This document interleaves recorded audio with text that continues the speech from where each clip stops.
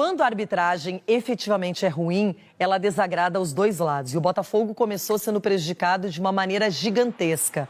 Eu sou torcedora colorada, mas eu não admito esse tipo de coisa. Primeiro, uma penalidade muito mal marcada que foi recomendada pelo VAR, porque ele, no primeiro momento, ele ficou em dúvida, aí o VAR chama, ele vai para a revisão e aí ele marca. Como era uma chance clara de gol, ele teve que expulsar o Felipe Sampaio. E aí o Luiz Castro ficou enlouquecido, reclamou e foi expulso também. Então o Botafogo já começou a partida com 6 minutos de jogo, já sem o técnico, sem um jogador e com uma penalidade mal marcada, que o Inter não tem nada a ver, foi lá, o Edenilson cobrou e abriu o placar. O Inter vai lá, faz 2-0, toma numa bobeira horrível da defesa um primeiro gol do Botafogo. E aí o jogo vai para uma outra dimensão, não é? Aí o árbitro inseguro, já sabendo que fez uma coisa errada no primeiro tempo, na minha opinião, aplicou uma lei da compensação, não dando um pênalti claro do Klaus no alemão. O Klaus que foi jogador do Inter, que eu gosto muito, mas fez um pênalti claro no alemão.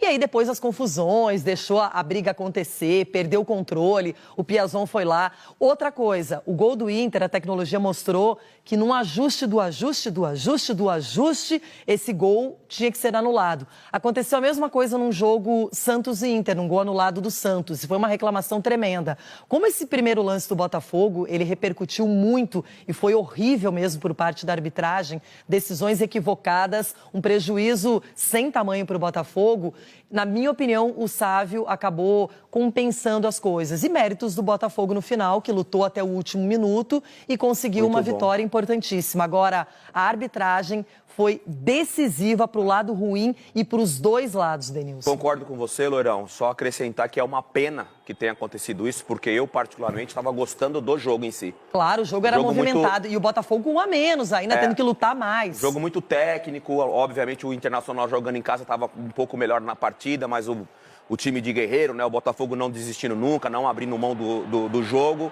E aí, provavelmente, até a próxima rodada, todo meio de comunicação esportivo vai estar falando dessa questão de polêmica e de briga. Mas, tecnicamente, estava um jogo gostoso de assistir.